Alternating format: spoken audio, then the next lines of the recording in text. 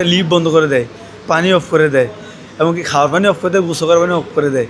এখন ওরা কি আসলে ডক্টর না কষাই? ওরা চিকিৎসা দিতে আসছে, চিকিৎসা না দিয়ে অর্ধেক চোখ কাইটে অর্ধেক বাড়ি গেছে।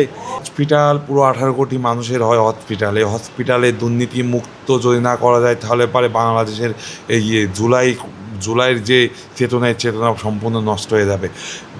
আমার চিকিৎসা, মানুষ সুস্থতা চাই। এই মানুষ যদি চিকিৎসা নিতে আসে, সেখানে যদি ভোগান্তিতে হয়, সেখানকার সিন্ডিকেটে যদি তারা বাধাগ্রস্ত হয়, তারা যদি সিন্ডিকেটে পড়ে যায়, তাহলে বা তাদের চিকিৎসা পাবে না, তারা ধ্বংস হবে। আমাদের যে চিকিৎসাটা দেওয়া হবে সেটা বাংলাদেশে আর নেই। সেটা যদি করতে হয়, ভালো ট্রিটমেন্ট নিতে গেলে বাইরে যেতে হবে। আমাদের ট্রিটমেন্টটা সঠিক দরকার। হসপিটালের স্টাফ ফুল আপনার নিচে ওরা আন্দোলন করতেছিল, যেমন ওদের নিরাপত্তা চাই। আসলে মূলত ওনাদেরকে তো এরকম কোনো কিছু করা হয় নাই যে ওনাদের নিরাপত্তা ওনারা চাই। ওনারা তার জন্য আসতেছে না, আমরা তো ওনাদেরকে বাধা দিচ্ছি না, ট্রিটমেন্ট নিতে পারছে না। একটা ছেলে অপারেশন থিয়েটার রাইখাই চলে গেছে। রোগীদের কাছ থেকে টাকা নেওয়া বা বিভিন্নভাবে তাদেরকে টাকা নিয়ে তাদেরকে আগে লাইনে ঢুকিয়ে দেওয়া বা টিকিট কেটে দেওয়া বা তাদেরকে ওটিতে ঢোকানো, এরকম যে আউটসোর্সিংয়ের লোকজন করতো।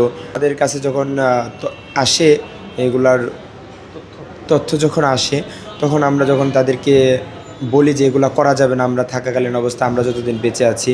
তো এগুলা থেকে দীর্ঘদিন তারা আমাদের সাথে এরকম মানে খুবই ফুলে ফুসে উঠতে থাকে।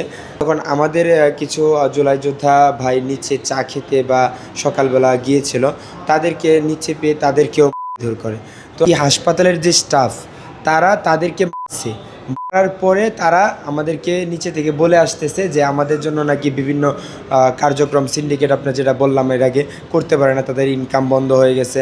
তো ওটার যে একটা ক্ষোভ ছিল আমাদের প্রতি, ওই দিন ওই ক্ষোভটার বহিঃপ্রকাশ আমাদের কাছে করেছে এবং তারা আমাদের উপর এই অতর্কিত করার নির্দেশ দিয়েছে এবং আমাদের উপর যারা করেছে তাদেরকে চিহ্নিত করে, সেই সকল ডাক্তারকে চিহ্নিত করে তাদেরকে এখান থেকে বহিষ্কার করে তাদেরকে চাকরিচ্যুত করার একটা প্রতিশ্রুতি আমরা দিচ্ছি।